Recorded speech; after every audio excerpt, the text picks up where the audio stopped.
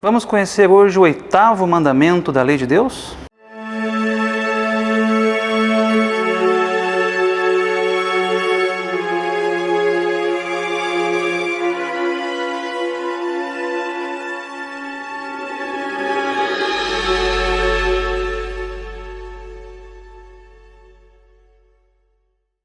Olá, salve Maria, sejam todos bem-vindos ao programa Nossa Igreja Católica. Eu sou Mário Boldrini e quero convidar você a conhecer melhor a nossa fé, algumas curiosidades e muita informação sobre a Igreja de Cristo. Já lembrando que se você não é inscrito no canal Rosa Mística Pinhal, você pode fazê-lo e também ativar todas as notificações para ficar por dentro do que acontece aqui na paróquia do Divino Espírito Santo e Nossa Senhora das Dores, tá?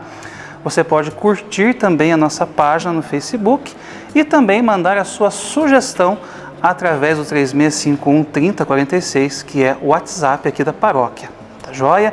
Você colabora conosco, você manda suas dúvidas, críticas, sugestões, enfim, o que você quiser mandar. Temos muitas perguntas que o povo tem mandado para a gente, mas essas perguntas são perguntas curtinhas, né? Não são assim perguntas de respostas muito grandes. Então eu estou ajuntando todas elas e vamos fazer um programa só de perguntas e respostas. Perguntas curtas e respostas curtas também, tá? E se você acredita que o nosso trabalho tem relevância, tem ajudado você acha que pode ajudar outras pessoas também, seja um missionário na vida do seu irmão e da sua irmã.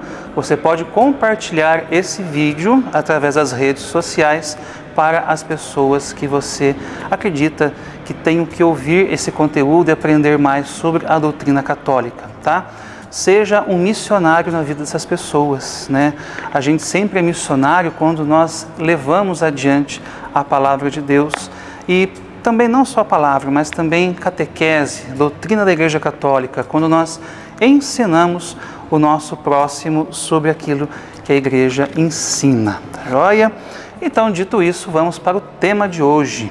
Muito bem, o 8º mandamento da lei de Deus nos diz para não levantar falso testemunho. Lá em Êxodo capítulo 20, versículo 16, diz o seguinte: não apresentarás um falso testemunho contra o teu próximo. E também em Mateus capítulo 5, versículo 33, Jesus nos diz, né? Ouvistes também o que foi dito aos antigos: não perjurarás, mas cumprirás os teus juramentos para com o Senhor. O capítulo 2464 do Catecismo nos diz o seguinte: o 8º mandamento proíbe falsear a verdade nas relações com os outros. Essa prescrição moral decorre da vocação do povo santo a ser testemunha de seu Deus, que é e quer a verdade. As ofensas à verdade exprimem, por palavras ou atos, uma recusa de abraçar a retidão moral, são infidelidades fundamentais a Deus e, neste sentido, minam as bases da aliança. Então, basicamente, o que o 8º mandamento da lei de Deus nos diz? Que nós devemos sempre procurar a verdade, seja nas relações com Deus e seja nas relações com o nosso próximo. Então, basicamente, o que o 8º mandamento da lei de Deus nos diz? Que devemos procurar a verdade, não é? Jamais procurar a mentira. E essa verdade a gente busca para com Deus, a gente busca a verdade com os nossos irmãos, nas nossas relações com as outras pessoas, porque o capítulo 1º do 8º mandamento nos diz para viver na verdade. O Antigo Testamento nos atesta: Deus é fonte de toda verdade. Sua palavra é verdade. Sua lei é verdade. Sua fidelidade continua de geração em geração. Uma vez que Deus é veraz, ou seja, é verdadeiro, os membros de seu povo são chamados a viver na verdade. Ou seja, conhecemos de Deus tudo o que é verdadeiro. A sua vida para conosco é verdadeira, a sua palavra para conosco também é verdadeira. Então, por que nós, seus filhos, vamos viver na mentira, né? Vamos viver numa vida irreal, né? Assim, deixando de lado as coisas que Ele mesmo nos ensinou, aquilo que nos trouxe como verdade? sendo que Ele nos enviou o seu próprio Filho, que é caminho, verdade e vida. Então, com Deus, as nossas relações são todas verdadeiras, né? Mesmo porque Ele conhece os nossos corações. Jamais conseguiremos viver na mentira com Deus, porque se nós temos uma vida dupla, né, vamos assim dizer, em que vivemos uma coisa e somos outra, Deus, Ele perscruta os nossos corações, conhece cada um dos seus filhos, não é? Até os cabelos de sua cabeça estão contados. Então, quando ouvimos essa frase, a gente já consegue imaginar, né? Olha, se Deus então sabe de tudo, Ele conhece meu coração melhor do que eu e sabe se eu vivo na verdade ou na mentira. Então, viver na verdade é sempre a melhor escolha para nós que somos filhos de Deus, não é? E por que então fala que não levantar falso testemunho contra o próximo? O catecismo nos dá esse primeiro exemplo, né, da nossa verdade com Deus, para nós conhecermos, sabermos o que é a verdade verdadeira, vamos assim dizer, né? O que é o conhecimento real da verdade, né? O que é a verdade? Pilatos perguntou para Jesus, né? O que é a verdade? Como nós conhecemos a verdade? A verdade, é claro que é o próprio Cristo que veio até nós, mas quando nós imaginamos a palavra verdade, nós às vezes associamos com a palavra mentira, né? Uma palavra é antônimo da outra. A verdade é o contrário da mentira. E para nós toma esse sentido real, porque nós devemos mostrar o nosso coração verdadeiro para as pessoas, nas nossas relações interpessoais, nas nossas relações com os nossos familiares, com a nossa esposa, com o nosso marido, com os nossos colegas de trabalho, com o nosso patrão, com o nosso pároco, enfim, devemos mostrar sempre quem somos nós verdadeiramente. Porque se nós não mostramos quem somos nós na verdade, nós também levantamos um falso testemunho contra o nosso próximo. Levantar falso testemunho às vezes seria nós enganarmos a outra pessoa, né? Quem assim lê o 8º mandamento já imagina isso, né? Não levantar falso testemunho. Quer dizer, é não tentar enganar o outro, não tentar fazer coisa que não deve, não é assim baseado numa mentira ou baseado numa verdade. Mas é justamente isso que eu acabei de dizer, quando nós mostramos o nosso coração verdadeiramente, quando nós vivemos a nossa vida reta, como cristãos, sem meias verdades e sem mentiras, nós não levantamos falso testemunho contra o próximo também, porque nós mostramos quem nós somos de fato. E isso aqui o catecismo vai falar muito interessantemente para nós, tá? O parágrafo 2467 nos diz o seguinte: o homem tende naturalmente para a verdade, é obrigado a honrá-la e testemunhá-la. É postulado da própria dignidade que os homens todos, por serem pessoas, se sintam por natureza impelidos e moralmente obrigados a procurar a verdade, sobretudo a que concerne a religião. São obrigados também a aderir à verdade conhecida e a ordenar toda a vida segundo as exigências da verdade. Então nós, homens e mulheres de Deus, somos chamados a dar testemunho da verdade, porque o próprio Cristo nos dá testemunha. É o que diz o capítulo 2, dar testemunho da verdade, que diz basicamente para nós o papel de Cristo, né? Começa falando que diante de Pilatos, Cristo proclama que veio ao mundo para dar testemunho da verdade. O cristão não se envergonha de dar testemunho do Senhor. Nas situações que requerem a declaração da fé, o cristão deve professá-la sem equívoco. A exemplo de São Paulo diante de seus juízes, ele deve manter uma consciência irrepreensível constantemente diante de Deus e diante dos homens. Então, esse testemunho que nós damos diante dos homens, da nossa verdade, que vem do nosso coração, também se aplica à nossa religião. Nós damos testemunho da nossa fé até as últimas consequências. E esse testemunho de fé é justamente o próprio testemunho que, como diz aqui o catecismo, é o testemunho que Jesus deu diante de Pilatos, é o testemunho que São Paulo deu diante de seus algozes, não é? Sabia que iria morrer, mesmo assim ele testemunhou a sua fé. Agora, abrindo um pequeno parênteses aqui, né? Você que está me vendo, no seu coração, reflita quantas vezes você já não deu testemunho da sua fé, ou talvez até tenha se envergonhado da sua fé, né? Isso para nós pode ser até comum, né? Eu vou à missa todo domingo com a minha família, mas lá no escritório, né, eu não levo assim nada de Nossa Senhora, porque tem um povo lá que é meio chato, né? Tem alguns evangélicos lá que podem me encher o saco, né? Podem ficar falando na minha cabeça, eu não estou afim de ficar criando picuinha, né? Eu sou católico, pratico a minha fé verdadeiramente, mas se eu passo perto da matriz, eu não faço sinal da cruz não, né? Sabe por quê?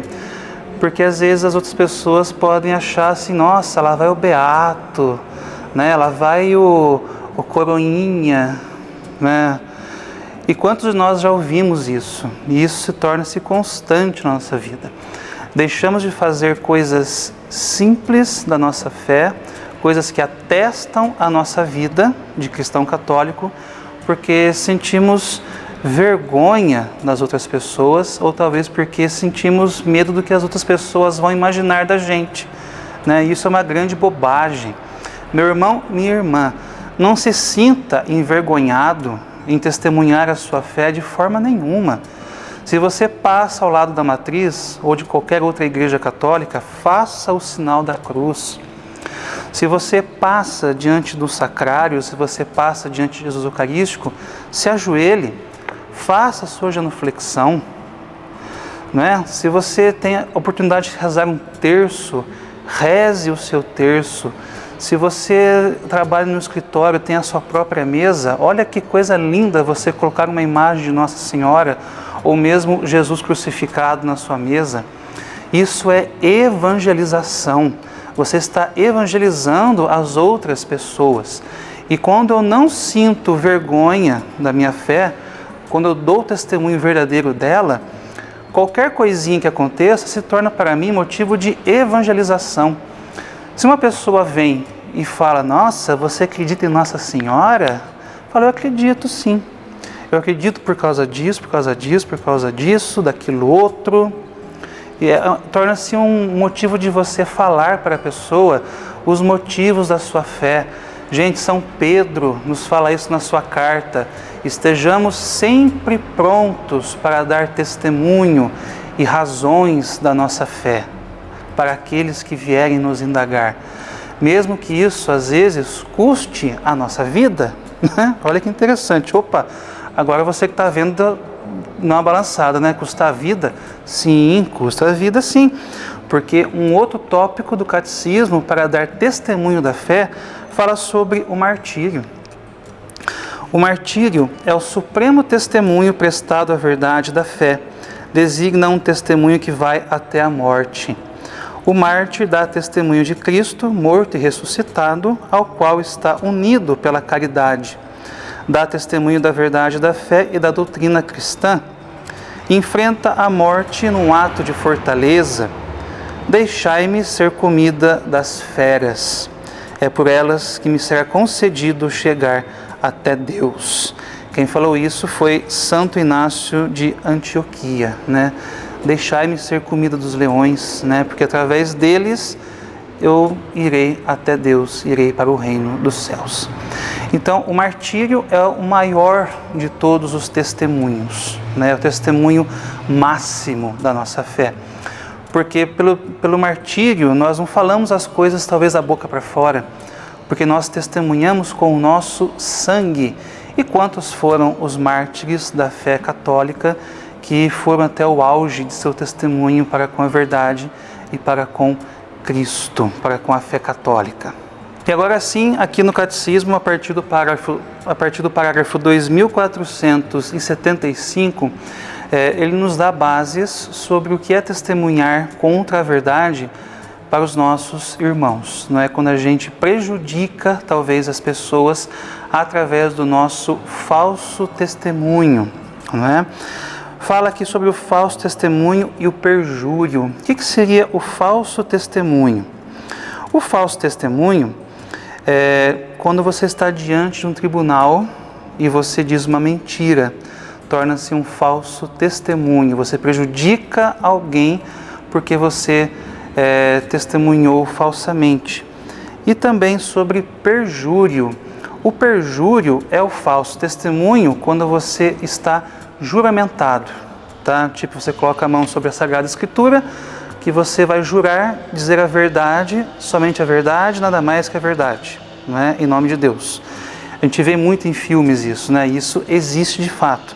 Quando você está juramentado de dizer a verdade e você mente, você comete um perjúrio, tá? E o falso testemunho você comete quando você não está juramentado, você está apenas diante de um tribunal. Mas ambos, tá? Ambos contribuem para condenar um inocente, para inocentar um culpado ou para aumentar a sanção em que incorre o acusado.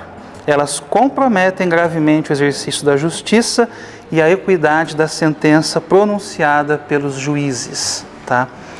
Então torna-se um pecado grave quando eu prejudico as pessoas, quando eu prejudico o meu irmão, não é? Através de uma mentira que eu conto, quando eu acuso um inocente ou quando eu inocento um culpado, não é? Tudo isso são formas de perjúrio ou de falso testemunho, que são ofensas graves contra a verdade e decorrência são pecados graves, né? Ferem aí o 8º mandamento da lei de Deus. E também as ofensas à verdade podem ser também o respeito à reputação das pessoas. Opa, nós estamos entrando aqui num campo muito conhecido de todos nós, que é as populares fofocas, tá? Quando a gente faz fofoca, a gente também ofende a verdade das pessoas, porque nós nunca contamos aquilo que é de fato, nós sempre aumentamos os pontos, né? E olha quanta coisa o catecismo nos fala sobre fofoca. Fala sobre o juízo temerário. É aquele que mesmo tacitamente admite como verdadeiro, sem fundamento suficiente, um defeito moral no próximo. Então isso que é o juízo temerário, quando a pessoa tem um determinado defeito ou alguma atitude e eu admito aquilo como verdadeiro, né? Julgando o próximo, então torna-se um juízo temerário. Também tem o respeito, né? Contra o respeito ao próximo vem a maledicência. A maledicência é quando eu, sem razão, objetivamente revelo a pessoas que não sabem os defeitos e as faltas dos outros. Então a maledicência, ela vai acusar o defeito do outro, né? Sem que o outro queira contar aquilo, mas eu conto o defeito dele para as outras pessoas, né? Ah lá, fulano de tal, ele é bonzinho, mas trai a esposa, né? Pera lá, mas eu não sabia que ele trai a esposa. Não, mas eu estou te falando agora, né? É isso aí, é a maledicência, é quando a pessoa tem alguma coisa oculta que não interessa para ninguém saber e eu vou lá e revelo aquilo sobre essa pessoa. Então eu estou sendo maledicente. E também a popular calúnia, não é? A calúnia, por palavras contrárias à verdade, prejudica a reputação dos outros e dá ocasião a falsos juízos a respeito deles, tá? Então a calúnia é quando eu invento uma mentira sobre alguma pessoa e torno essa mentira como verdadeira para todos os outros, tá? Lembrando que calúnia, além de ser pecado grave, também é crime. Você pode responder judicialmente, não é, criminalmente, por calúnia e difamação, que basicamente são aí as mesmas coisas, tá? Calúnia é quando eu invento uma mentira e a difamação é quando eu espalho isso aos 4 ventos, né? Como eu difamo a pessoa através dessa mentira. tá joia? E tudo isso então se resume à fofoca, né? A fofoca então torna-se um pecado grave. Você peca contra o 8º mandamento da lei de Deus quando você pratica a fofoca. Tão comum, né? Nos nossos meios, tantos lugares a gente vê fofoca, seja em família, seja no trabalho, enfim, a fofoca às vezes faz parte da nossa vida. E a gente não se dá conta que a gente prejudica o próximo quando nós fazemos fofoca, quando nós inventamos, às vezes, coisas dos outros. E isso torna-se até um esporte para a gente. Só que a gente tem que ter consciência que isso é pecado. E pecado grave, porque você peca contra os mandamentos da lei de Deus. Bom, então basicamente é isso que o 8º mandamento nos diz, tá? Que a mentira, ela é pecado e ela se torna grave quando eu minto contra o meu próximo e isso prejudica o meu próximo, tá? E quando eu também não dou testemunho verdadeiro da minha vida diante dos outros e também diante de Deus. E quando eu não dou testemunho da minha religião também, né? Católico, apostólico, romano deve dar testemunho real da sua fé, da sua adesão a Cristo, tá? Então, esse foi o 8º mandamento da lei de Deus, assim, de uma forma bem resumida, não é? Eu não leio tudo que fala o catecismo, porque são muitas coisas, são muitos parágrafos, eu pego assim os principais, que conseguem dar um suporte, uma base para a gente entender sobre o mandamento. Mas eu torno a repetir, né? Nada impede de você adquirir o seu catecismo da Igreja Católica. Eu, quando falo sobre o catecismo, eu sempre falo os parágrafos, então você pode procurar também os parágrafos que eu citei aqui e ler também tudo o que fala a respeito dos mandamentos e de todas as outras doutrinas que a Igreja ensina, não é?